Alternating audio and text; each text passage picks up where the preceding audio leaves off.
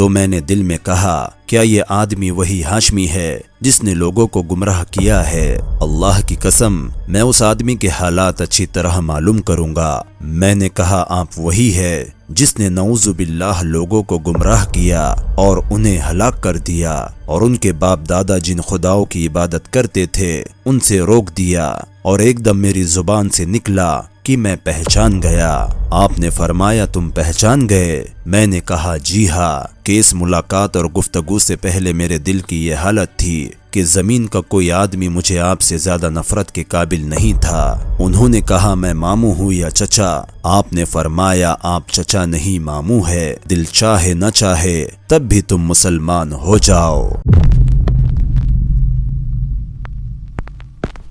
السلام علیکم دوستو، آپ کا استقبال ہے ہماری حیات الصحابہ کی اس سیریز میں۔ اور دوستو آج ہم حیات الصحابہ کی اس مبارک سیریز میں ایک ایسے صحابی کے بارے میں جانیں گے جن کا نام کتابوں میں بیان نہیں کیا گیا۔ پچھلی بار بھی ہم نے ایک ایسے صحابی کے بارے میں جانا تھا جن کا نام بیان نہیں کیا گیا، لیکن وہ اور صحابی ہے اور یہ اور صحابی ہے۔ ہمارے نبی پاک صلی اللہ علیہ وسلم نے ان کو کس طرح دعوت دی اور کیسے یہ اسلام میں داخل ہوئے، آئیے ہم اس ویڈیو میں جانتے ہیں۔ بسم اللہ الرحمن الرحیم۔ قبیلہ بلعدویہ کے ایک آدمی کہتے ہیں کہ مجھے میرے دادا نے اپنے اسلام لانے کا قصہ اس طرح سنایا کہ میں مدینہ کے ارادے سے چلا تو ایک گھٹی کے پاس میں نے پڑاؤ ڈالا، تو میں نے دیکھا کہ دو آدمی آپس میں بکری کا سودا کر رہے ہیں، اور خریدار بیچنے والے سے کہہ رہا ہے کہ مجھ سے خریدنے بیچنے میں اچھا معاملہ کرو۔ تو میں نے دل میں کہا کیا یہ آدمی وہی ہاشمی ہے جس نے لوگوں کو گمراہ کیا ہے؟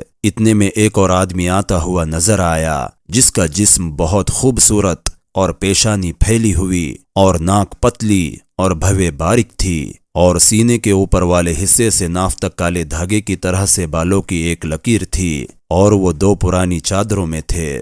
ہمارے قریب آ کر انہوں نے السلام علیکم کہا، ہم نے ان کو سلام کا جواب دیا۔ ان کے آتے ہی خریدار نے پکار کر کہا اے اللہ کے رسول صلی اللہ علیہ وسلم، آپ اس بکری والے سے فرما دے کہ وہ مجھ سے معاملہ اچھی طرح کرے۔ آپ نے ہاتھ اٹھا کر فرمایا تم لوگ اپنے مالوں کے خود مالک ہو، میں چاہتا ہوں کہ قیامت کے دن اللہ کے سامنے اس طرح حاضری دو کہ تم میں سے کوئی بھی مجھ سے اپنے مال یا جان یا عزت کے بارے میں کسی قسم کے ناحق ظلم کی مانگ نہ کر رہا ہو۔ اللہ اس آدمی پر رحم فرمائے جو خریدنے اور بیچنے میں، لینے اور دینے میں نرمی کا معاملہ کرے، اور قرض کے ادا کرنے اور قرض کی مانگ کرنے میں نرمی کرے۔ پھر وہ آدمی وہاں سے چلا گیا۔ پھر میں نے دل میں کہا اللہ کی قسم میں اس آدمی کے حالات اچھی طرح معلوم کروں گا، کیونکہ اس کی باتیں اچھی ہے۔ میں آپ کے پیچھے ہو لیا اور میں نے آواز دی اے محمد۔ آپ میری اور پوری طرح متوجہ ہوئے اور فرمایا تم کیا چاہتے ہو؟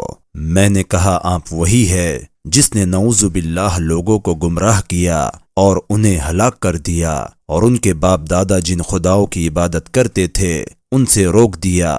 آپ نے فرمایا یہ سارے کام تو اللہ نے کیے ہیں۔ میں نے کہا آپ کس چیز کی دعوت دیتے ہیں؟ آپ نے فرمایا میں اللہ کے بندوں کو اللہ کی دعوت دیتا ہوں۔ میں نے کہا آپ اس دعوت میں کیا کہتے ہیں؟ آپ نے فرمایا تم اس بات کی گواہی دو کہ اللہ کے سوا کوئی معبود نہیں، اور میں محمد اللہ کا رسول ہوں، اور اللہ نے جو کچھ مجھ پر اتارا ہے اس پر ایمان لاؤ، اور لات اور عزا کا انکار کر دو، اور نماز قائم کرو اور زکوٰۃ ادا کرو۔ میں نے کہا زکوٰۃ کیا چیز ہے؟ آپ نے فرمایا ہمارے مالدار اپنے مال میں سے کچھ ہمارے غریبوں کو دے۔ میں نے کہا آپ جن چیزوں کی دعوت دیتے ہیں وہ تو بہت اچھی ہے۔ میرے دادا کہتے ہیں کہ اس ملاقات اور گفتگو سے پہلے میرے دل کی یہ حالت تھی کہ زمین کا کوئی آدمی مجھے آپ سے زیادہ نفرت کے قابل نہیں تھا، لیکن اس گفتگو کے بعد میرے دل کی یہ حالت ہو گئی کہ آپ مجھے اپنی اولاد اور اپنے ماں باپ اور تمام لوگوں سے زیادہ محبوب ہو گئے، اور ایک دم میری زبان سے نکلا کہ میں پہچان گیا۔ آپ نے فرمایا تم پہچان گئے؟ میں نے کہا جی ہاں۔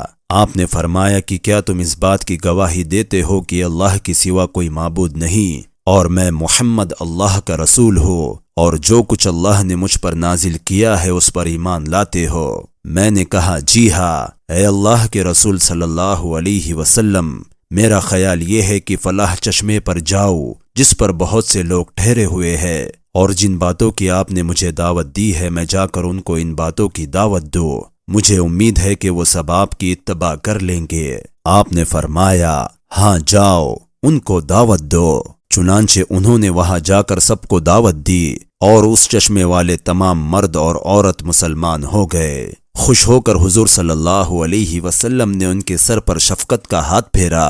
حضرت انس بن مالک رضی اللہ عنہ فرماتے ہیں، حضور صلی اللہ علیہ وسلم بنو نجار کے ایک آدمی کے پاس پوچھنے کے لیے تشریف لے گئے۔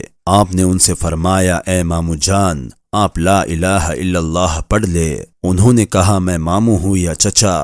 آپ نے فرمایا، آپ چچا نہیں مامو ہے، لا الہ الا اللہ پڑھ لے۔ انہوں نے کہا، کیا یہ میرے لیے بہتر ہے؟ آپ نے فرمایا، ہاں۔ حضرت انس رضی اللہ عنہ فرماتے ہیں، ایک یہودی لڑکا حضور صلی اللہ علیہ وسلم کی خدمت کیا کرتا تھا، وہ بیمار ہو گیا۔ آپ اس کے پوچھنے کے لیے تشریف لے گئے اور اس کے سرہانے بیٹھ گئے، پھر اس سے فرمایا، مسلمان ہو جاؤ۔ اس کا باپ بھی وہاں موجود تھا، وہ اپنے باپ کی طرف دیکھنے لگا۔ باپ نے کہا، ابو القاسم یعنی حضور صلی اللہ علیہ وسلم کی بات مان لو۔ وہ مسلمان ہو گیا۔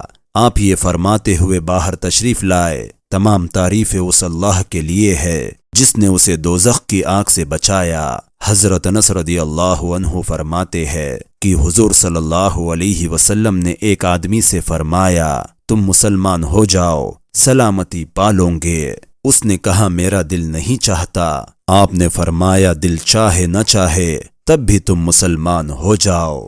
تو دوستو، یہ تھا حیات الصحابہ کی اس مبارک سیریز کا آج کا واقعہ۔ امید کرتا ہوں کہ آپ کو یہ واقعہ پسند آیا ہو۔ اگر آپ کو یہ واقعہ پسند آیا ہو تو اس ویڈیو کو ایک لائک ضرور کرے، اور ہو سکے تو صدقہ جاری اور اجر و ثواب کی نیت سے اس ویڈیو کو آگے تمام مسلمانوں تک بھی ضرور شیئر کرے، کیونکہ دوستو ہماری جو یہ حیات الصحابہ کی سیریز ہے اس میں نبی پاک صلی اللہ علیہ وسلم اور ان کے صحابہ کے واقعات ہے۔ اور دوستو، اللہ رب العزت نے اپنے نبی پاک صلی اللہ علیہ وسلم اور ان کے صحابہ کی زندگی میں ہدایت کو پوشیدہ رکھا ہے۔ جو کوئی انسان اپنی زندگی کو بدلنے کے ارادے سے ان کی زندگی کے واقعات میں غور و فکر کریں گا، انشاءاللہ اللہ رب العزت اسے ہدایت سے نواز دیں گے۔ اسی لیے دوستو، اس حیات الصحابہ کی سیریز کے ایک ایک ویڈیو کو بڑے ہی غور و فکر سے دیکھے، اور اگر آپ نے اس سیریز کے پچھلے ویڈیو نہیں دیکھے ہیں تو آپ کی اسکرین پر ایک پلے لسٹ دکھائی دے رہی ہے، آپ اس پلے لسٹ پر کلک کر کے اس حیات الصحابہ سیریز کے پچھلے تمام ویڈیو دیکھ سکتے ہیں۔